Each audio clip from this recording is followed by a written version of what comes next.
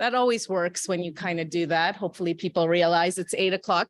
We do try and stay on time for grand round. So in that spirit, we're going to go ahead and get started. So I'm absolutely delighted. This is always such a fun opportunity for the Department of Medicine to team up with CVRI for their research day. And so I'll just take this opportunity first to acknowledge that we are located on Treaty 6 territory, which is a traditional gathering place for diverse Indigenous peoples, including the Cree, Blackfoot Métis, Nakota Sioux, Iroquois, Dene, Ojibwe, Saulteaux, Anishinaabe, Inuit, and many others whose histories, language, and cultures continue to enrich our vibrant community. So I wish you all a wonderful research day. I know you've got a couple of great speakers, and I'll hand it over to Justin to do some introductions. Thank you, Norman. Much appreciated, and welcome to everybody as the opening part of our CVRI Research Day. We have a terrific program today, and I will go into that in more detail after our first speaker when we open up the first sessions. A special thank you, of course, to people who are part of organizing committees and fundraising, philanthropic support, without which it would not happen, and also medical grand rounds for giving up their spot for a great cardiovascular speaker, which is in fact ideal for all of general medicine. So our speaker today is Dr. Kim Connelly from St. Michael's Hospital in Toronto.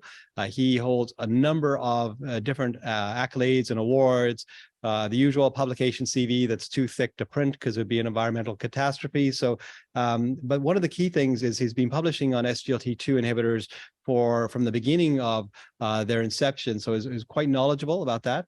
He's also the head of the Division of Cardiology at St. Mike's, so understands the pros and cons of divisional leadership, and also understands how complex science has to happen within hospitals and other research environments. So Kim, in addition to all those accolades, looking forward to your talk this morning, and we will begin when you're ready. Thanks, Justin.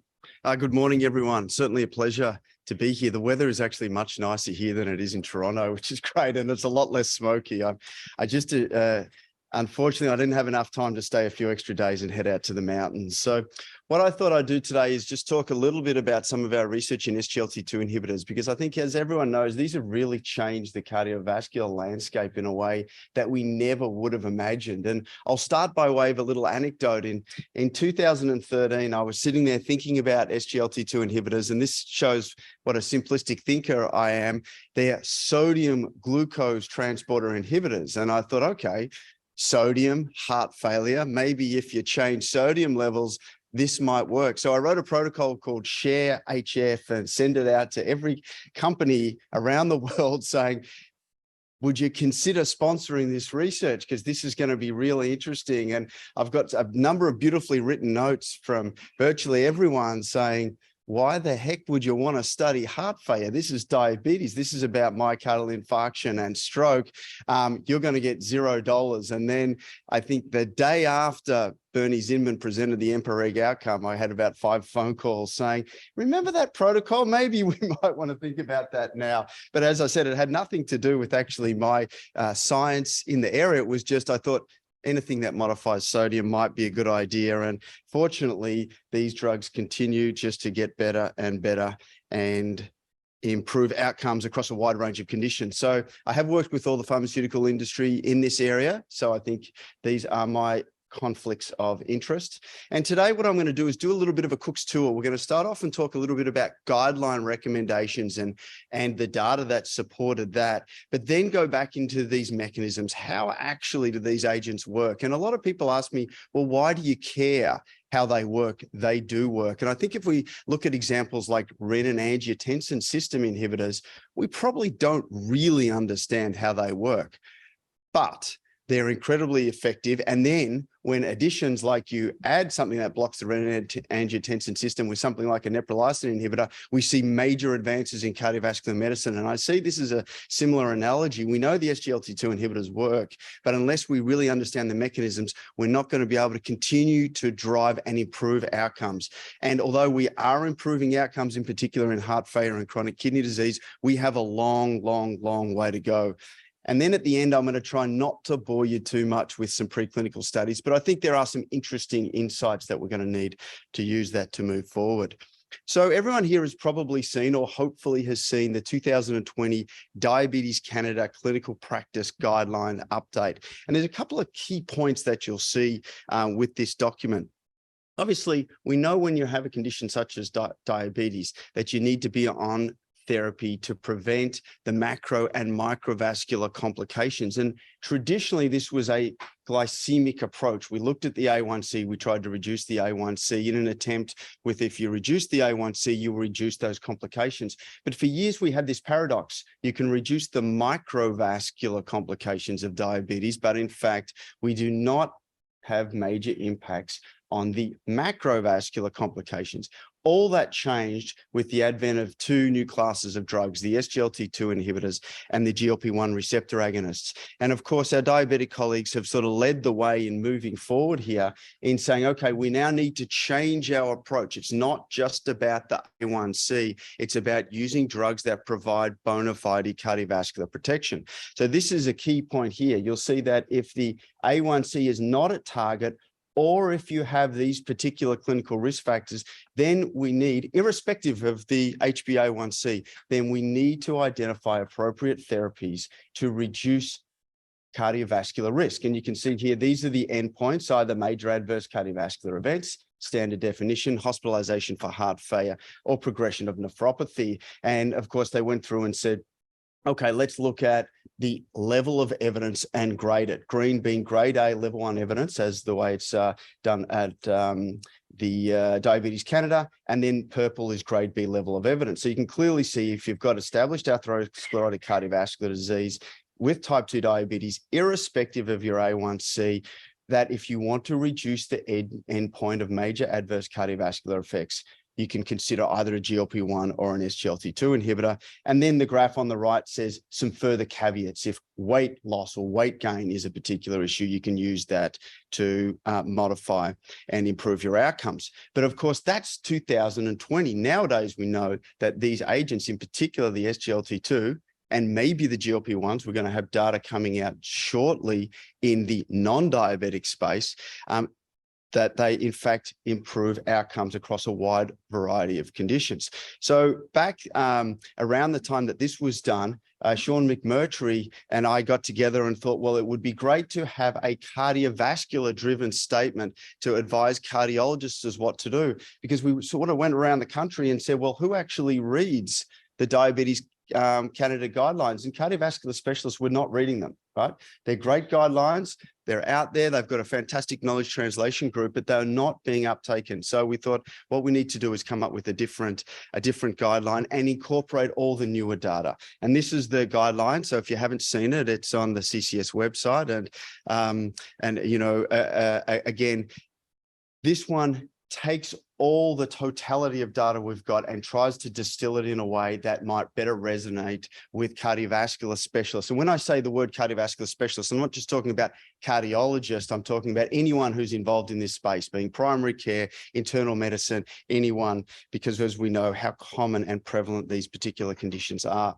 And so to sort of cut to the chase, this is now the sort of contemporary data that we have to look at the broad impact of these particular agents, either SGLT2s or GLP-1 receptor agonists. Across now, we've extended the indication of those conditions across heart failure, both those with reduced ejection fraction and preserved ejection fraction, and folks with chronic kidney disease. And again, you'll notice in this particular chart, there is nothing about glycemic status. So these agents have now moved from a purely focus on type 2 diabetes to now folks who have established chronic kidney disease or heart failure. And you can see here that we've divided up into the particular endpoint, the actual hazard ratio there. And then in order to give an idea of the magnitude of the effects of the drug, you'll see here that we've reported it as the reduction in events per 1,000 patients. So you'll see here that if you have a left ventricular ejection fraction less than 40%, for the endpoint of all-cause mortality, there's a 16% reduction,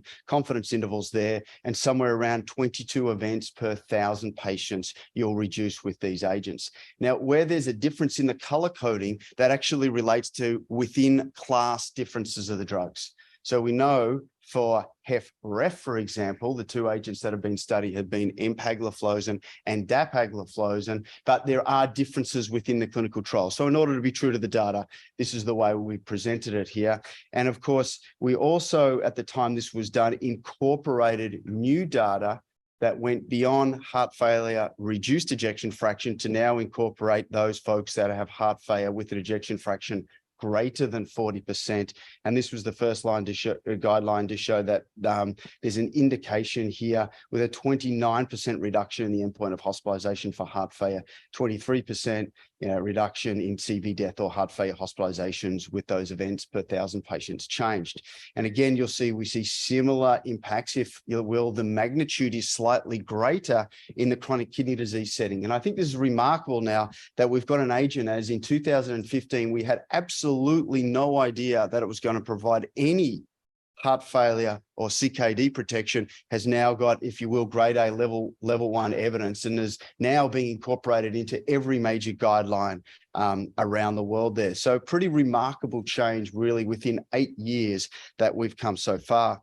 And these are the sort of clinical practice recommendations that we've made. And just a couple of points to make about that. You'll see here's in the treatment of heart failure, we've gone through and said in adults with heart failure and LVEF greater than 40%, we recommend the use of SGLT2 to reduce hospitalization for heart failure. These agents do not reduce death in that particular population.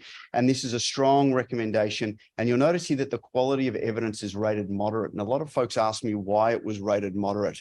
So we worked with the Merce group at McMaster University, and in determining the quality of evidence, in order to have a strong quality of evidence, that what you need to have done is pharmaceutical studies that are independent of the pharmaceutical industry. The reality is we're never going to have those studies, okay? No one's going to sponsor that now. And I would say it's unethical to reproduce these trials given the totality of the data. But I think it just provides some context as to how Guidelines Group go ahead and make these particular recommendations there. And of course, we put this overall sort of screening statement in that CV specialists are encouraged to assess kidney and glycemic status through measurement of eGFR, urinary ACR, A1C, and to document LVEF when evaluating symptoms of heart failure, because now we've got therapies that we can appropriately use.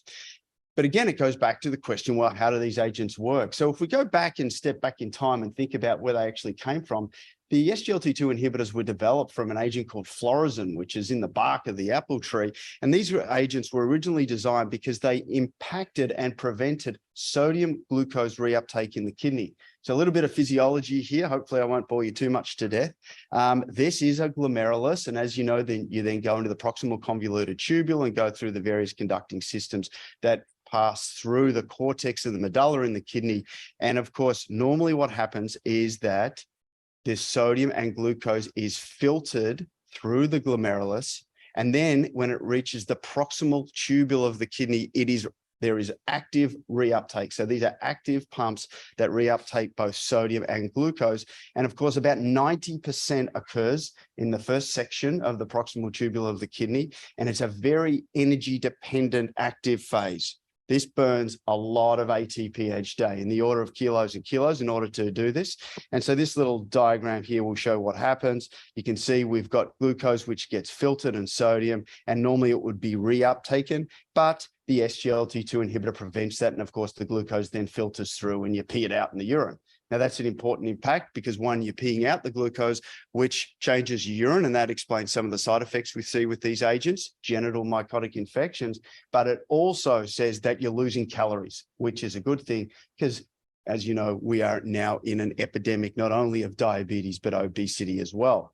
Now, it's important to note that there is SGLT1, which exists further down in the kidney, which can then do some compensatory reabsorption of both sodium and glucose. And there are some agents that block not only SGLT2, but SGLT1. But the ones that are available in Canada currently, canagliflozin, empagliflozin, and dapagliflozin, they are very, very specific SGLT2 inhibitors. The other important point to note as well is we have looked, as have many of other groups, we do not see SGLT2 receptors in the myocardium. So whether or not we isolate myocytes, pericytes, endothelial cells, fibrocytes, fibroblasts, any cell type, this receptor is not present in the kidney. So it's very intriguing then how a drug that primarily can impact the kidney can then have profound cardiovascular benefits. And so the question is there a direct effect? Is there an indirect effect? What's actually going on there? And because of that, many hypotheses have gone out there as to how these agents work. And I just put this up because I think this goes through a number of interesting theories. And I'm going to tell you right at the outset, I actually don't quite know how these agents work. And I think if there was any one of these that was clear and obvious, someone would have identified it now, and we would be primarily talking about that. So I do think that these agents have, and I'm not a big fan of the word pleiotropic. We used it in the statin era, but I do think these are truly pleiotropic effects. And it's a little bit of this and a little bit of that, which is why they have their profound cardiovascular and renoprotective benefits across such a broad variety of conditions. They do induce a natriuresis. We can talk a bit about that. They modify edema and water content, and I will focus on that with some mechanistic studies. Because they cause sodium excretion, particularly in the diabetic setting, they reduce both preload and afterload. And we often know in the heart failure setting, this is great for the heart. You unload the heart, reduce wall stress. There are direct impacts on renal function, but there's also some off-target effects that look to be beneficial, such as inhibition of the sodium-hydrogen exchanges. And there's no doubt that these agents modify cardiac bioenergetics as well. I'm not going to talk too much about that. It's a little hard to come to Edmonton and have Gary Lopez-Chuck in the room and talk about cardiac bioenergetics, but there's no doubt that they have profound effects. So I think this is an interesting study because a lot of people turn around and just go, hey, SGLT2 inhibitors, they are a glorified diuretic. And I'm going to show they have diuretic-like properties, but they are not the same as a traditional diuretic. So this isn't my data, but this is data that was done a number of years ago, 75 subjects with type 2 diabetes, and they were randomized to placebo, dapagliflozin, or hydrochlorothiazide, pretty standard doses that we use in the clinic. And they looked at the impact on blood pressure, weight, plasma volume, and estimated glomerular filtration rate. And they noticed that dapagliflozin was more effective than hydrochlorothiazide at both blood pressure reduction, weight loss, and eGFR. And I think this is sort of where we start to understand how these agents might have a beneficial effect. So here we're looking at dapagliflozin versus the diuretic. And here in a separate study, they looked at bumetanide. And as you know, when you use a loop diuretic, you block the sodium potassium chloride pumps and you get a large natriuretic impact, which we can see here on this graph on the right, 24-hour sodium excretion. You take it within an hour and usually 90 minutes, you get a big increase in sodium excretion. That's important for the residents out there because if you're waiting 2 hours and you're not seeing a whole lot of urine, then you know this drug ain't working and you need to then consider the addition of further agents there. But this is standard how bumetanide works. So we get this big increase in urinary sodium excretion. And look at what it does on the right here to both blood volume and interstitial volume. You shift all that sodium, which then causes a contraction in the intravascular space, and that then causes reabsorption of fluid from the interstitial space. So you're changing compartmentalization here. So you can see you get a reduction in both blood volume and interstitial volume. And this data has been replicated a number of times there. So if we then go on and now look at dapagliflozin's impact, you'll notice two things. If we look on the left, the 24-hour sodium excretion, yes, it's increased, but we don't see that huge early spike that we see with the loop diuretics there. And look at the overall impact on blood volume on the right here and interstitial volume. Yes, we see the sodium excretion. We do get an early natriuretic effect, but it's much more gentle. It's much more subtle. And so we see a much lesser reduction in blood volume, but because we've shifted the sodium, we see a change in interstitial volume there. And I think this is an important observation because in all the clinical trials we've seen, compared to traditional diuretics, we see a reduction in acute kidney injury with these agents, not an increase in acute kidney injury. And I believe this is a really important mechanism as to why this occurs, because you're not causing that acute and aggressive reduction in the intravascular volume, which may shift fluid, but of course can modify renal hemodynamics. So this is sort of a nice summary, if you will. The SGLT2 inhibitors reduces that interstitial fluid without a reduction in intravascular fluid. And so I think this gave us some insights into, well, how else are we going to start to tease out exactly how these agents work? And so at the, back to my anecdote that I said at the beginning, pretty much the day after Bernie Zimmerman presented the EMPA-REG trial, we thought, well, we need to start to study this. Let's go back and try and identify, is there a direct impact of SGLT2 inhibitors on the heart?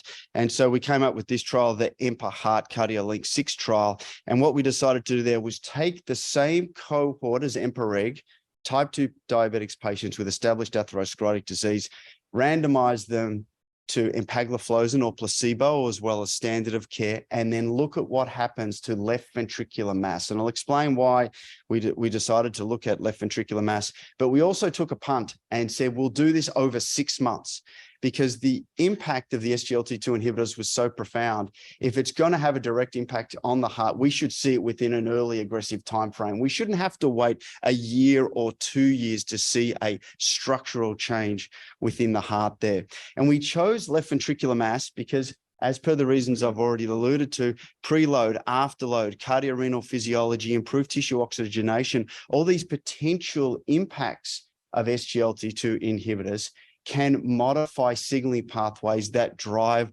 left ventricular hypertrophy. So if we inhibit that, it makes sense that we might see a reduction in left ventricular hypertrophy there. So this was, it's always a bit of a guess when you pick an endpoint for a clinical trial. Other folks at the same time were looking at end diastolic volume or ejection fraction, but we thought that this one made more sense for all these reasons here. And in the end, we powered the study. There were 48 in the placebo arm, 49 in the empagliflozin arm. And as I said, they had baseline cardiac MRI and biomarkers, and then 6 months cardiac MRI and biomarkers. And the primary endpoint was left ventricular mass impacted over the 6-month time frame. And here you'll see this is the MRI. I'm sure you're all familiar with this, but the advantage of MRI here is it allows very precise assessments, which can dramatically reduce the sample size. So this was really a practical issue. So the primary endpoint of the trial, overall, and somewhat to our surprise, the baseline left ventricular mass was much less than we had thought. Typically in diabetics, you're thinking it's going to be 70, 80, 90 grams per meter squared. It was less. However, this was the data that we had. And when we looked at the adjusted difference between the placebo on the left and the empagliflozin treated group on the right, there was a 3.35 gram reduction, which was statistically significant, on top of standard therapies such as renin-angiotensin system, statins, beta blockers, diuretics, all the standard therapy there. So this was the first trial to show that, yes, there was a direct cardiac benefit. But if you think about it, from all those things that I've suggested, we still don't know which one drives the reduction in LV mass. So more work needs to be done there. And we did a whole lot of other pre-specified sub-studies. And the other things that was interesting is we went back and looked at all the standard biomarkers. Now, again, we did not assess a group of patients with heart failure. This was not a heart failure trial. This was just diabetics, if you will, stock standard diabetics who we wanted to understand with established atherosclerotic cardiovascular disease how the agent worked. But you'll see if we looked at the biomarkers of NT-proBNP, troponin I, soluble ST2, and a whole host of biomarkers, they were very flat. We did not see a direct impact. So the reduction in LV mass was not driven through, if you will, the more traditional biomarkers that we see. So this was, again, a bit of a head scratcher. How exactly do they work? We thought it might be all due to changes in diastolic function. These agents have the natriuretic effect that we've already discussed. Again, you're not meant to read this busy slide, because when we went back and looked at changes in diastolic function, the standard parameters that we all use each day that are reported with the standard echo, there was absolutely no change there. So we saw a change in LV mass without clear changes in filling pressures as assessed by LV function. So again, this was a little bit of a head scratcher for us. So we thought, okay, we need to do some more detailed understanding of myocardial function and structure. And this work was done with Tamik Mason there. And so we thought, now let's dig a little bit deeper into what's actually going on, knowing that these agents modify interstitial volume. how can we go back and ask the question, when LV mass is reduced, is this reduced because of change in the size of the sarcomere, the cardiomyocytes, or is it a change in the interstitial fluid that exists within the heart? And you can measure this with this particular marker called extracellular volume, which is now a fairly standard MRI marker that's available. And the group here have published this extensively in conditions such as Fabry's disease and so on. We know that if you have diabetes, there is an increase in the extracellular volume. And you'll see this sort of red figure here. This is a picroserous red staining, but these spaces between the myocytes expands, and this has been shown in histopathological studies to correlate to, as the ECV increases, there's an expansion in that interstitial space, and when it reduces, that there's a reduction in the interstitial space, as well as a reduction in fibrotic markers within this area. So now we're really getting into the structure of the myocardium in patients with diabetes. And there's been some observational studies that have shown that if you place a diabetic on a RAS blocker, that over 3 years, there's about a 1 to 2% reduction in extracellular volume. And this was correlated with an improvement in outcomes, but that's observational data, not prospective data. So the question here then was, does empagliflozin in fact modify myocardial ECV? So again, what you're able to do with the MRI is we can then go back and calculate, and you see this little schema here are the myocytes and the space between the myocytes. So the space between the myocytes we term the extracellular compartment volume, and the space within the myocytes are the intracellular compartment volume. So we went back and did a reanalysis, and this is an analysis of all those patients in the EMPA-Heart trial. This is not a separate trial, so this is a sub-study there. Normal ECV, just for folks, if you're not familiar with this measure, is around 25% or less. And very typical, around 30 to 32% is what we see in persons with type 2 diabetes. So consistent with what we've seen elsewhere, there was a significant increase in the baseline ECV. So it was around 30%. And then when we looked at the differences over 6 months, there was a 1.4% reduction in the extracellular volume.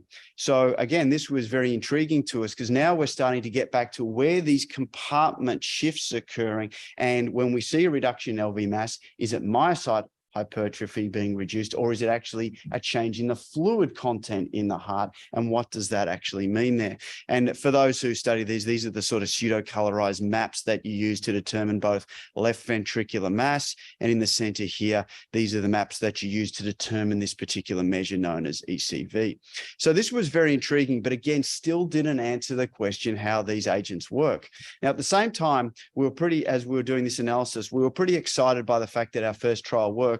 So we thought, let's now shift gears and we'll repeat the clinical trial, but now let's move from type 2 diabetics with established atherosclerotic cardiovascular disease and go into the non-diabetic space and see, do we in fact improve cardiovascular outcomes in persons without diabetes or significant heart failure? Because as you know, when you often get a blockbuster drug, everyone says, quick, you should put it in the water. Well, I don't believe we should do that, but I think we should study what's going on. And so the question is, let's move back and take a broader group of patients. As I said, not heart failure. We know these agents are indicated in heart failure. Not diabetics. We know we're indicated in diabetes. But see what happens if we look at so-called stage A or stage B cardiovascular disease there. So that was the question that we set out to answer. And this ended up being quite a difficult trial, because then that little thing called COVID hit, and we had to recruit our patients during the pandemic. And there were various issues, but don't need to bore you about that. But essentially what we did is we again went back and took now patients between 40 to 80 years of age who had evidence of LV mass increase on either echo or CMI, or some enriching criteria, and randomized them again to either placebo or empagliflozin at 10 milligrams a day, and repeated the cardiac MRI. And the primary endpoint was the 6-month change in left ventricular mass index. So same study design as what you've seen previously, and a whole lot of secondary endpoints. Ultimately, at the end of the trial, we had 78 that were included in the placebo arm and 75 included in the empagliflozin treated arm. As I said, we had a few more dropouts and so on as a result of the pandemic. And somewhat to our surprise, despite the enrichment criteria, you'll see here that the baseline left ventricular mass index is only slightly higher than what I presented with our diabetics. So in fact, we didn't really identify a true group of patients who had elevated left ventricular mass index. But when we looked at the LV mass regression, you'll see here that we really did not see the same impact. So now we've gone from a diabetic population to a non-diabetic population. We're starting to see quite different changes in at least one parameter. And again, left ventricular mass is a surrogate. It's not the same as an endpoint-driven trial, but it's certainly a well-validated endpoint. So this again, asks the question, wow, how do these agents work? Because we know that in the heart failure setting, for instance, without diabetics, they clearly have a profound benefit.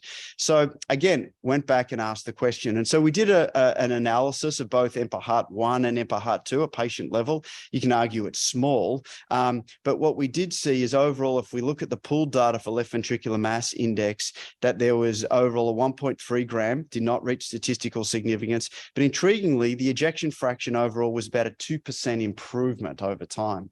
And to put that into context, if you go back to the earlier RAS inhibitor trials back into the 90s, you saw on average in a cohort of patients who were not really on not on what we call contemporary background medical therapy, that we would typically see about a 2 to 3% improvement in ejection fraction in those cohorts. Slightly larger with the beta blockers. In Entresto, we see up to a 10% improvement. So interesting finding. Don't know what to make of it at this particular point in time, however.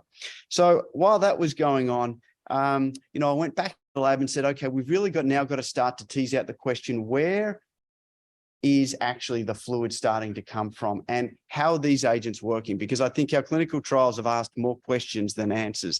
And the most intriguing thing that has been consistent across all the SGLT2 inhibitor trials, I put EMPA-REG up here, is that these curves diverge when you compare placebo to empagliflozin basically within days of starting the agent. And in my mind, anything that works that quickly is extraordinarily unlikely to be due to a major change in either protein, RNA synthesis. It takes time for those things to work. So this primarily was the observation, is this primarily then an early hemodynamic effect? And then because of all the other broad pleiotropic effects, that then you set up signaling pathways that are ultimately protective in the long term.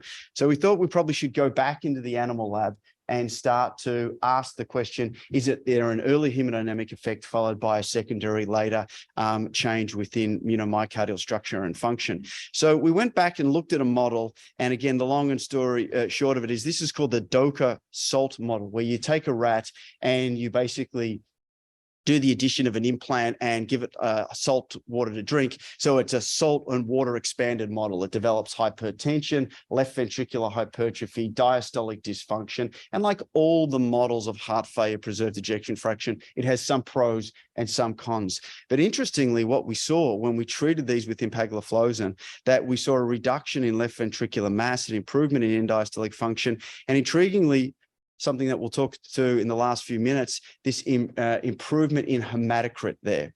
And again, this occurred within 4 weeks of going on the particular agent there. And we looked at a whole lot of molecular markers. We did proteomics and RNA-seq, and there's these blots. Again, you don't need to look at these in any particular detail other than to say we didn't see any major changes in structural proteins that are involved in sarcomeric reorganization, hypertrophy of the heart, or fibrosis. So again, this started us to think, okay, so maybe it's related to changes in early water content, and then we set up these ultimate signaling pathways down the road. So then we said, okay, well, let's now start to tease out this question, where is the water actually coming from? So we decided if this is real and it's a true effect, it doesn't matter what animal model that you use of cardiovascular disease, we should see it, because we're saying this is an off-target effect and it should impact all chambers of the heart equally. So we thought, let's go back now, switch gears, And this time we're going to look at a model of pulmonary artery banding. So we're going to move away from the left ventricle. Now we're going to go to the right ventricle. And we did this on purpose because we said, if it's a real effect, it should not matter where you look in the heart. And so let's switch to a different chamber here. So we did this model, and you can see we took pretty much standard sham animals, sham plus dapagliflozin, pulmonary artery banding. And what you do is you tie a ligature around the pulmonary artery and induce pulmonary hypertension. So the artery's pressures go from, say, 20 to about 70 millimeters of mercury. And then we did pulmonary artery banding plus dapagliflozin. And if you look at the right ventricular weights, you can see that they more than double when you induce pulmonary artery banding, not unexpected, but that there was, again, similar to what we saw with the left-sided studies, a reduction in the weight, again, suggesting, okay, this is now clearly a different effect that we're seeing, but very analogous to what we saw in both the human studies and in our other studies. And again, remember, these are non-diabetic studies. We've moved away from the diabetic space. So we went back and looked at myocardial structure and function. Again, we did not see a particular change in the myocyte size or the signaling pathways that are involved in the hypertrophic response. So this was then, okay, now this is suggesting this is much more related to that interstitial water content change. And again, you're not supposed to do this other than we did extensive analyses. We did not see major changes in those proteins that drive hypertrophy and so on. So we thought, let's go back to the animals again, and we'll repeat the experiment. But this time what we're going to do is we'll excise the right ventricle of these animals. We'll measure it, the weight of it when it's wet, and then we're going to put it in the oven and we're going to dry it out and remove all the water content within the heart. So what we're left with is the dry weight. And this is important because if you have hypertrophy and an increase in sarcomeres, then you would expect to see that the dry weight would remain elevated. But if it's all due to changes within the water content within the myocardium, you would expect to see, of course, when you dry it out, that the overall weight will be less. And consistent, I think, with our human studies when we looked at the wet weights, that there was a slight reduction with dapagliflozin, but when we looked at the dry weights and we did a statistical analysis, there was in fact no difference there. Again, suggesting that in the short time that these studies are done, what we're primarily seeing is a change in the water content of the heart, and not that we're seeing a reduction in myocyte hypertrophy. And again, these are all very short-lived studies. So I think once you're on these agents for years, I do expect that you're going to see a reduction in left ventricular hypertrophy, but those early changes is trying to tell us, is this a hemodynamic impact at all? So we went back, and this is sort of where we're taking this data. We're now looking at these particular signaling proteins within the heart that modify water content from the extravascular space to the interstitial space and sit between those particular spaces. And they're known as aquaporins. They're quite well described in the literature, primarily in the kidney. There's two that are predominant in the heart, aquaporin 1 and aquaporin 7.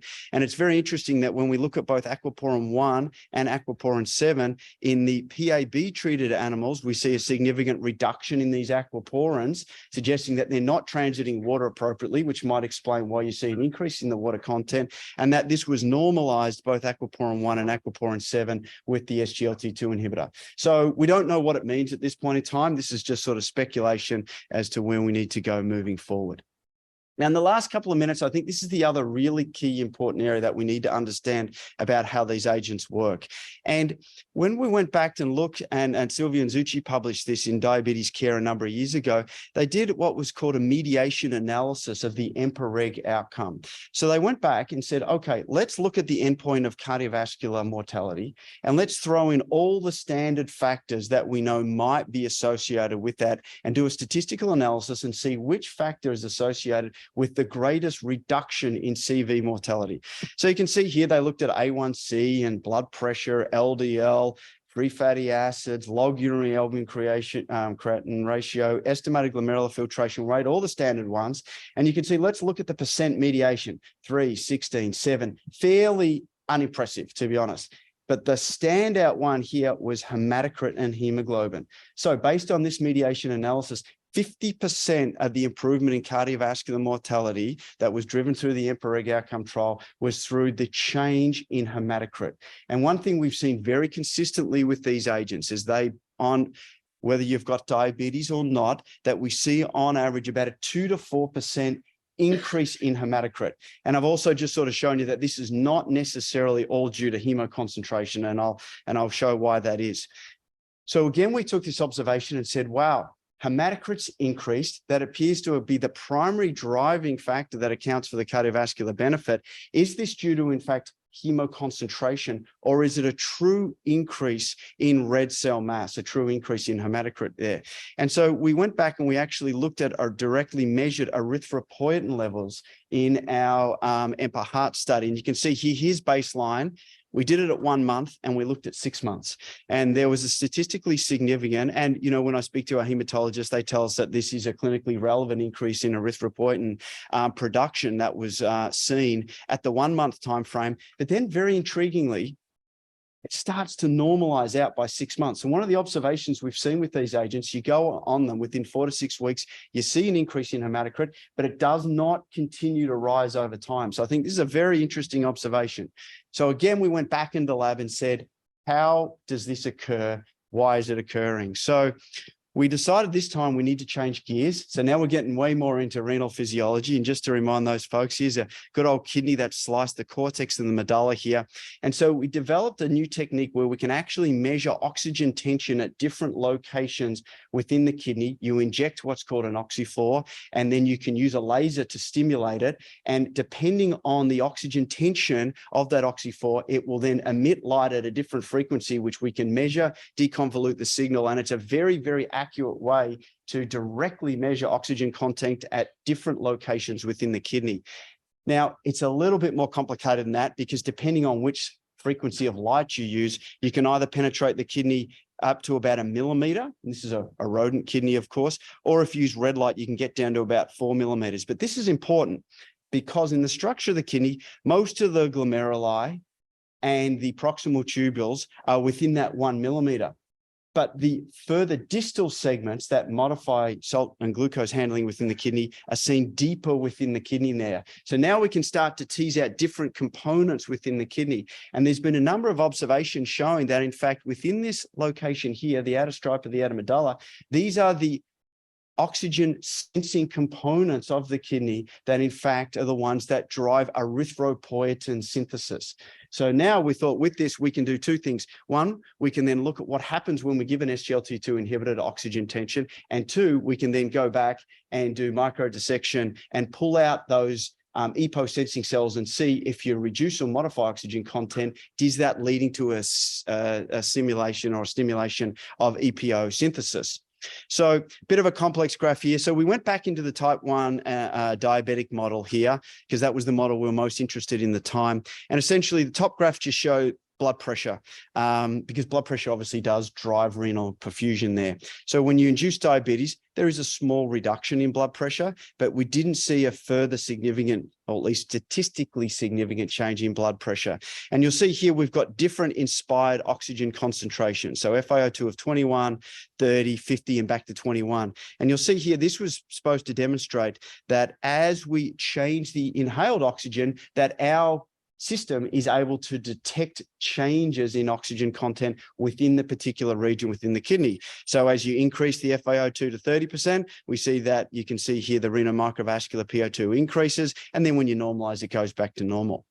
So then what we did is said, okay, now let's look and break it down into the two different components. We've got this superficial renal cortex, and now we've got the deep renal cortex and medulla, this particular location being the location which we think should, if there's a change in PO2, lead to the stimulation and release of erythropoietin. And you'll see here that the blue light is that superficial component there. And whether you looked at an FiO2 of 21 or 30% and back to 21, no change. So very interesting. So we're not seeing a change in oxygen tension in the glomerulus and in the proximal tubule. And we can talk about that if you really want to get into detailed renal hemodynamics. But what we did see is a clear change when, in fact, when you gave an SGLT2 inhibitor, we saw that there was a reduction in oxygen content within that S3 segment or further deeper segment of the kidney there. And why is this important? Well, we think with SGLT2 inhibitors, okay, we know that they block the sodium glucose uptake mechanism. So if you block it, it's going to use less ATP. And therefore that should, if you're using less ATP, you might then use less oxygen. However, we know that SGLT2 inhibitors also reduce myocardial blood flow. So if reduced blood flow and you then modify the oxygen content equally, you might not expect a change in PaO2. However, if you then go deeper here and you then modify oxygen content, but you don't change, or you have a compensatory increase in sodium reuptake, which we know occurs in the S3 segment of the kidney, we might then expect to see now we've shifted our balance and we need to then utilize more oxygen content. And so the question then was, okay, if that's the case, if that's how these agents work, does that then lead to a change in erythropoietin synthesis? And then when we did, and this was localized data at that particular location, either in the whole kidney, in the renal cortex and outer medulla, or within the area that we know the interstitial cells exist, sure enough, we saw a significant increase in erythropoietin that's stimulated at that particular location. And so what we think is happening now is, of course, you go on these agents, they modify blood flow, they have this beneficial effect, they stimulate erythropoiesis and an increase in hematocrit. So what does that do? If you increase your hematocrit by 2 to 3%, that then normalizes the oxygen tension at that location of the kidney. So it then turns off the ongoing stimuli to erythropoietin synthesis. So that's why you see a nice early increase, but it doesn't continue over time. It then stabilizes out. Now, of course, this is animal data. So we don't have human data yet. We've developed another MRI technique that we're going to be looking at to see if we can stimulate this in humans. But that's sort of where we stand. So overall then, it's pure speculation. I still don't know how these agents work. This is my sort of best guess at the moment, how they work in the heart. If we increase oxygen carrying capacity and we reduce the interstitial volume and have all these other beneficial effects, that probably improves oxygen delivery to the heart. You've reduced preload, afterload, you've reduced all these other changes. The sum total of those effects is that you have an early acute hemodynamic benefit, and then you set up all these protective benefits in the long term there. And as I said, I think this is important because the more we understand about this, I think we're going to then now be able to start to tease out, well, in specific patient populations, what might be the next therapies that we're going to go to improve outcomes. So there's no doubt that SGLT2 inhibitors, are really goal-directed medical therapy now across the spectrum of persons with type 2 diabetes, CKD and heart failure, and of course, CKD and heart failure, irrespective of their diabetic status. I don't think we still really know exactly how they work. My best take on it, there's this early hemodynamic effect, and then we start to set up all these beneficial and protective and compensatory responses that then drive the ongoing benefit. And that's why those curves continue to diverge over time. I think there's a lot more work to be done. So hopefully in 5 years, you might invite me back. That's if I haven't bored you to tears with all the basic science, and hopefully we'll then have figured out where we go to next. So with that, I'll stop. Thank you for your attention. And of course, just like to thank a lot of people did the work here. So a huge team in Toronto and elsewhere, and of course the folks in the lab. Thank you very much.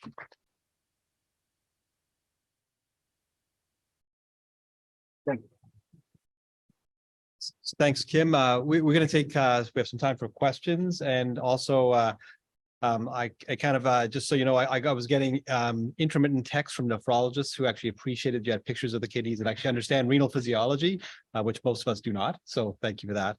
I'll start off with a couple of questions, unless there's questions from the audience right away. But one of the things that's fascinating about this is it's gone from diabetes to, oh, sorry. Yeah, no problem.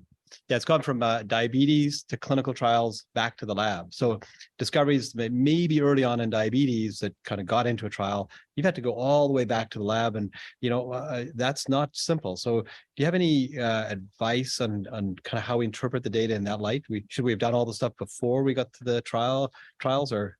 Yeah, I look, it's a great question. And that's sort of partly why I alluded to the RAS inhibitor analogy. I think the answer is no. We have to do a bit of both approaches. Ideally, of course, in a real world, it would be great that we've identified a target and we went through and logically and methodologically done that.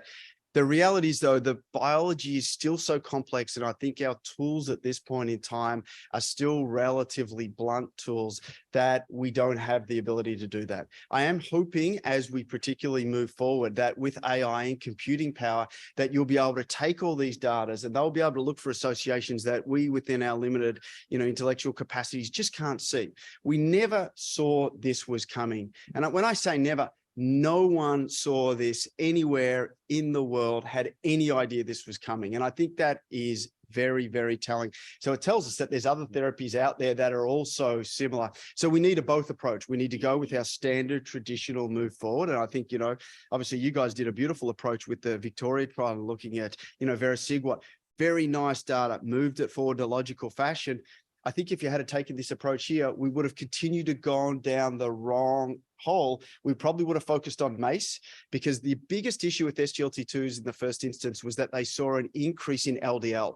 So I can tell you the companies were absolutely paranoid that this was going to drive further worsening of major adverse cardiovascular events. And yet I think the truth was in there, that this was actually heart failure and renal protection. So if we had to continue that, we would have continued on for the next 5 years doing these nice studies and would have completely missed the boat. So safety, once you've got that, I do think we need to do these targeted human studies and larger outcome studies. And as I said, once you've got that positive endpoint, well, that's great. I think then it's time to go back and actually start to tease out, and hopefully we can then come up with the next round of therapies. But you need both moving in parallel. Great. First question to Jason Dyke, then there's a couple of questions. So Jason, we'll just repeat the question once for the audience. Try to speak loudly. Thanks again. Great work. Thank you for coming to give this presentation. I'm just wondering, the recent study that they knocked out in mice, the SGLT2 inhibitor or SGLT2 in the kidney, and they still see cardioprotective effects. So how do you reconcile all of your data? I guess you can say, well, it's mouse versus humans, but at least your preclinical studies, how do you reconcile your findings with that kidney knockout of SGLT and the fact that the inhibitors still work in that model? Yeah, look, great question. So hopefully everyone heard that knockout SGLT2 in the mouse kidney, and yet you still saw a number of beneficial benefits. So how do we reconcile those two? Well, it's an interesting observation. We certainly know that you get compensatory further downstream responses. So I think unless you knocked out SGLT1, and we've got some data also showing that very clearly in the mouse models, at least, that change in the S3 segment that's driven where you get this compensatory reuptake of sodium is a profound benefit. So I think that's still going to drive a lot of the protective benefits there that will still modify, I believe, at least the interstitial compartment and so on. Whether or not you'll see the same changes in hematocrit and so on, I actually don't know. And I can't remember if they reported that in that particular paper there. But I think to really negate these impacts, you'd probably have to then knock out all the downstream compensatory responses there. That's very difficult to do because then the animals will die there. Now, there are some data looking at SGLT1 and SGLT2 inhibitor trials, just to sort of extend that further. SGLT1 is primarily present in the gut, so you do see more GI side effects. And there is one agent that you've read about in the clinical trials called sotagliflozin. Probably at the doses we use, the actual impact on SGLT1 is fairly minimal. So I don't know if that helps or not, your particular question, but I do think it's all related to these. Now you just move down the road, because if you think about it, this is such a profound and important impact. Like, this is a homeostatic mechanism that we all need to maintain appropriate sodium homeostasis. As we climbed out of the primordial swamp and had to go from marine dwelling into, terrestrial beings, you needed to maintain salt and water. And this is clearly one of the key mechanisms. So as soon as you knock out too much more, the animals are going to die. So I don't think that changes it, but I do think it helps us then understand, well, exactly which pathways might be relevant and how can we perturb those? Because I didn't talk about metabolism. I think there are other really important impacts on that. Whether it's primary or secondary, I don't know though. So we'll take one of the online questions and then some of the other in-room questions. So Dr. Young asks, any insights into the mechanisms of euglycemic decay in patients without diabetes? Yeah, great. So as you know, these agents do not cause diabetic ketoacidosis. They modify the glucose insulin interplay there. So if you're in a stress state and you have inadequate insulin release and you're on these agents, that they can then promote a state where you can develop diabetic ketoacidosis. DKA is extraordinarily rare, basically zero in the non-diabetic setting, but occasionally it can be seen. We've seen it in other scenarios as well, where it's this interplay between stress-related hormones, insulin, and so on. So my basic answer would that be, it can occur. It is so profoundly rare that is not something I would be too concerned about. Rare things happen. Sometimes we get struck by lightning. That's the similar incidence in the non-diabetic setting there. But if you've got diabetes, in particular type 1 diabetes, then of course this is more of a concern there. When I speak to endocrinologists there, I do not use these agents in type 1 diabetes. I only then let endocrinologists who have a specific interest and are very carefully monitoring glucose levels as well as ketones with their, freestyle liver and so on. That's the only spot I would use it. So for most folks, I would be very, very, very cautious, because DKA there is real. And these patients get extremely sick very quickly. And because you're still excreting the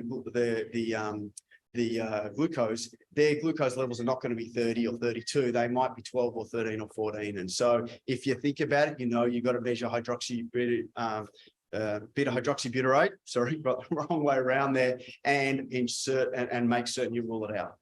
Great, thanks. We're going to first question to Paul, then there's a question from Mark, and then we'll come around. So Paul's first over there at the back.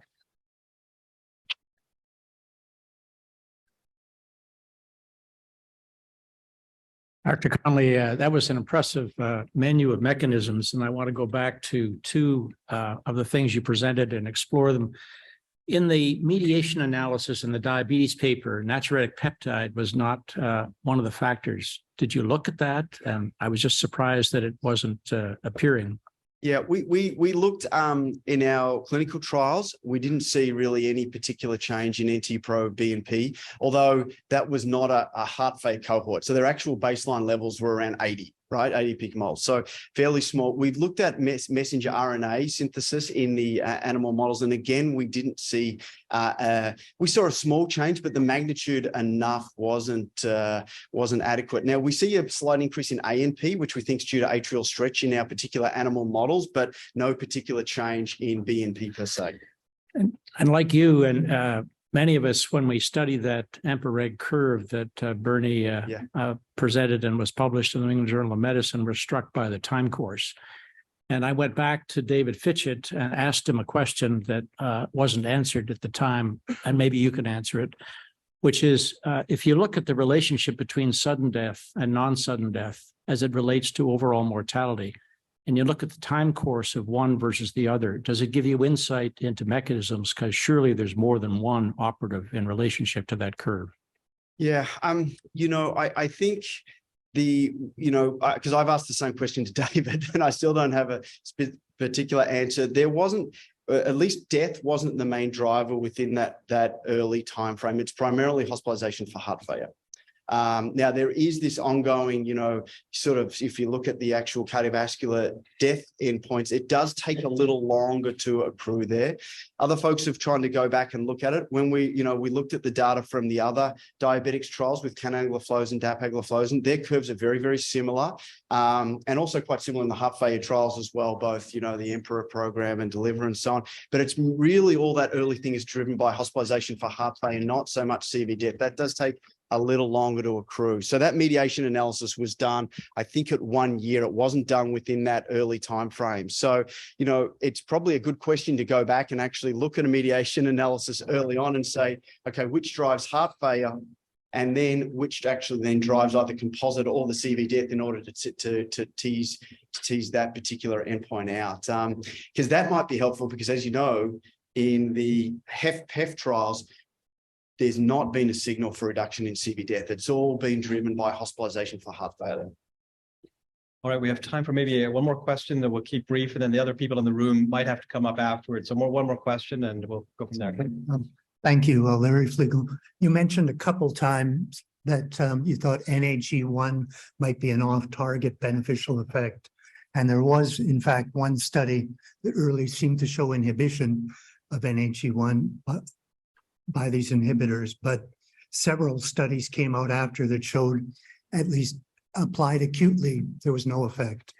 Do you have any sort of take on that? Yeah, it's a great question. So the sodium hydrogen exchanger, there's two isoforms, one in the heart, three in the kidney. And there's been quite a lot of work with agents like ripride and so on, which inhibit this system. And putatively, this then modifies in a good way CV outcomes and remodeling and other responses. The issue with the first study that was done was the pharmacology was a little bit screwy in that they used massive doses. So if you dump anything on a receptor and go to a high enough dose, you'll ultimately inhibit it. And I think that was the criticism of that trial. We've looked, at least in our animal studies across a wide variety, we do see slight changes in things like AMP kinase, sirtuin, sodium hydrogen exchanges, and so on.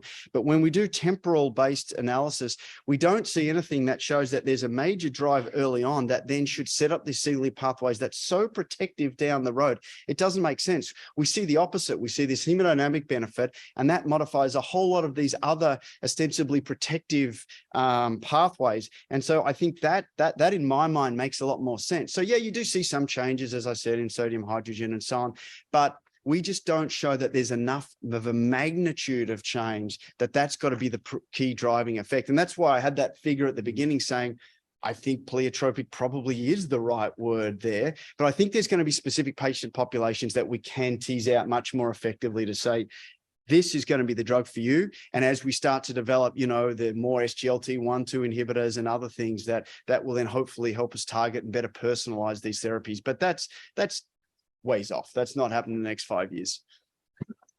Well, on that note, it is 9 o'clock, so we'll end the medical grand rounds part and thank Dr. Connelly for a fantastic talk and also great answers as well. So thank you, Dr. Connelly.